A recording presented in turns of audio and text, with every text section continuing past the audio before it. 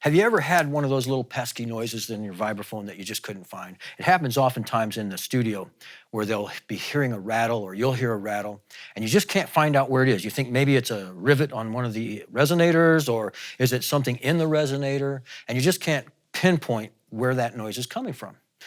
Well, oftentimes it's not even coming from the instrument. It's coming from something in the room that the resonator is picking up and amplifying. But you can find it with this simple little $10 tool. Go to any drugstore and pharmacy and purchase a stethoscope for under $10.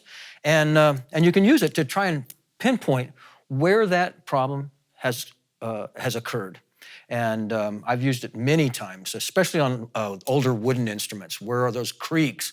Do the pedal and find out where all those noises are coming from. And then once you've found the noise, it's usually a pretty easy problem to solve. But today we're going to talk about resonators. That's the main purpose of this conversation that we're going to have. And it's because I find that a lot of people don't quite understand what is happening with the resonator and how it is responding with the bars and the instrument. Understand that the resonators are basically what would you call it? Well, it's an amplifier. It's a natural amplifier, an organic amplifier. What the resonator is it's a capped tube, and that a capped tube resonator is roughly 1/2 the length of the sound wave that it will support the most. So what we're going to do now is we're going to take that apart and we're going to do a couple of experiments with it. The first thing I'm going to do is demonstrate the difference between resonators on and resonators off. What we'll find is that there is a balance that we need to understand, that with a resonator on, the sustain of the bars is going to be substantially different than what you think. The sustain of the bar is going to be much shorter. The volume of the bar and the strength of the bar of the sound will be much greater. So what I'll do is we'll time it, and I'm going to do it first with the resonator on, and you'll notice that it's probably going to be in the range of 11 seconds worth of sustain. But the volume will be great. So here we go. Starting when I first strike the first note.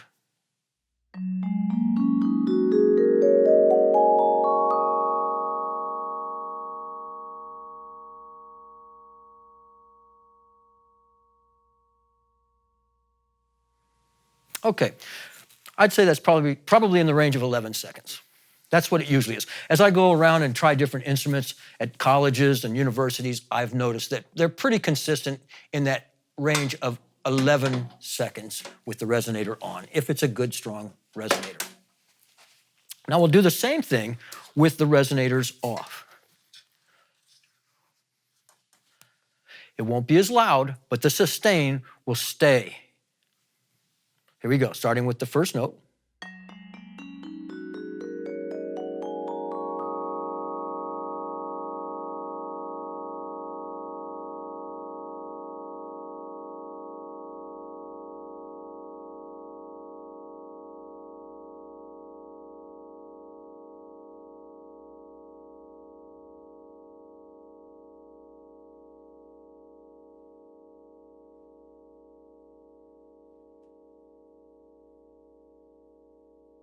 Still going.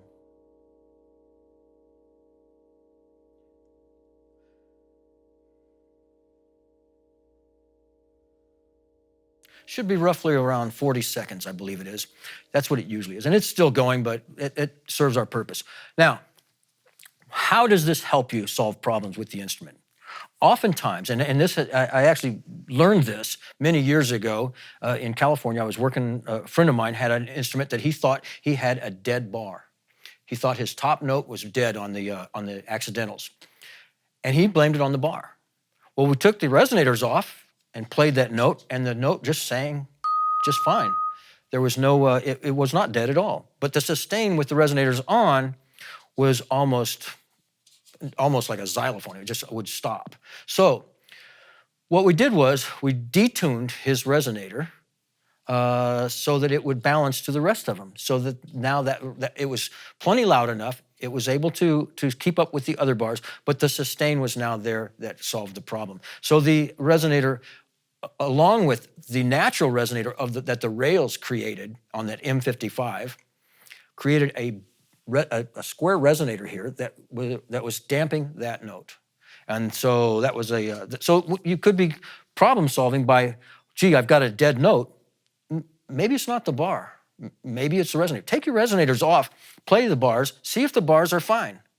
Put the resonators on, find out what happened that was different. And understand that this is not perfect, and it will never be perfect. Resonators are imperfect, and they will never be perfect all the time.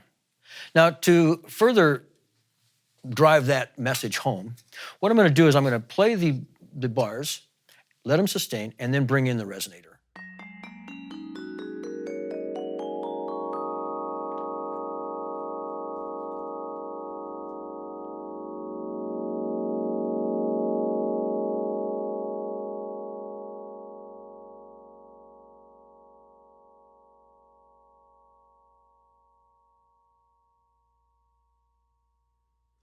You'll notice that the frequencies between the resonator and the bars, the resonator acted almost as a damper and muted the bars.